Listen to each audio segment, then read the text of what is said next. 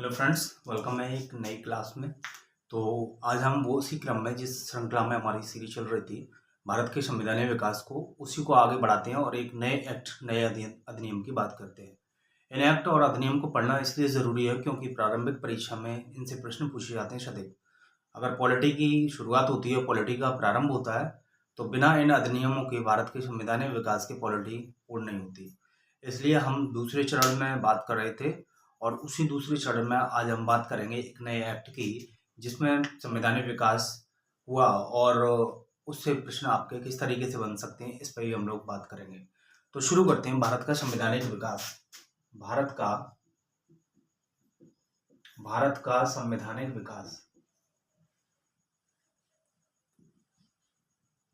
ये भारत का संवैधानिक विकास है। इसमें चरण दूसरा चल रहा था, चरण द्वितीय, ठीक, जो हमारा 1858 से लेकर 1947 तक चल रहा था। आज का जो हमारा एक्ट होगा वो होगा हमारा एक्ट, उसको हम बोलेंगे 1935 का भारत शासन अधिनियम। इसकी हम बात करेंगे 1935 के भारत शासन अधिनियम की।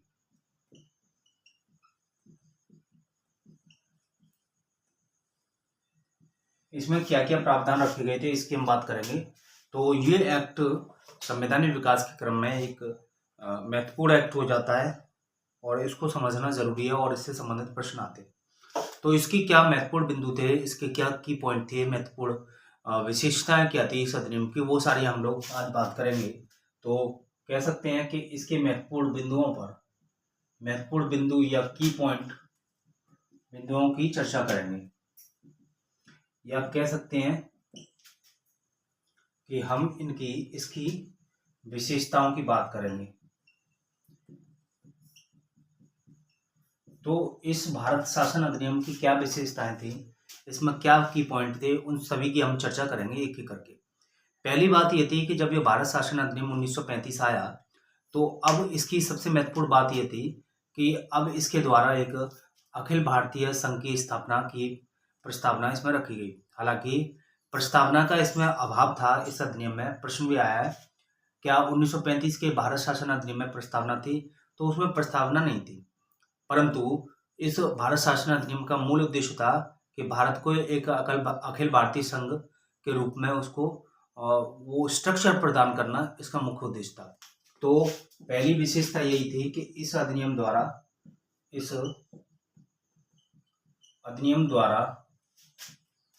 एक अखिल भारतीय संघ की स्थापना की गई। स्थापना करना इसका उद्देश्य था, कह सकते हैं, और इसने कुछ हद तक वो काम किया भी। ठीक है, ये बात इसमें थी, ठीक है, दिखाई दे रहा है। तो ये बात इसमें थी, अखिल भारतीय संघ की स्थापना करना इसमें इसका प्रथम उद्देश्य था और इसने ये वह काम किया। कैसे किया देखते हैं कि इसने क्या किया। इसको बिगाड़ देता हूँ नेक्स्ट, क्योंकि जगह का अभाव है। तो इसने एक काम ये किया कि इसने अखिल भारतीय संघ को कुछ हिस्सों में बांटा। जैसे इसने कहा कि 11 ब्रिटिश प्रांत, 6 चीफ कमिश्नरी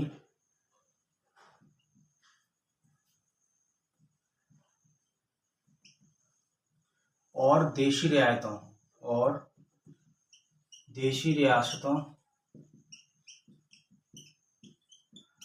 को इसमें शामिल करने की बात की अखिल भारतीय संघ में। तो इसमें इतनी चीजें रखी गई। पहला ब्रिटिश प्रांत, दूसरा 6 चीफ कमिश्नरी, प्रेसिडेंसी कमिश्नरी, तो उसके बाद देशी रियासतों को इसमें शामिल करने की बात की गई। इसमें बोला गया कि जो अखिल भारतीय संघ होगा वो कैसा होगा और उसमें क्या क्या चीज शामिल होंगी, कितने क्षेत्र शामिल होंगे। तो इसमें 11 तो ब्रिटिश प्रांत थे। 11 ब्रिटिश प्रांतों के लिए कह दिया गया कि आपको अनिवार्य रूप से इसमें अखिल भारतीय संघ में शामिल होना है। तो इनके लिए अनिवार्यता थी।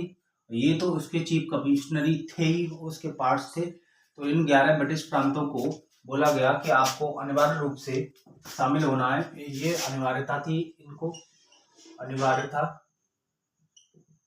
शामिल होना था,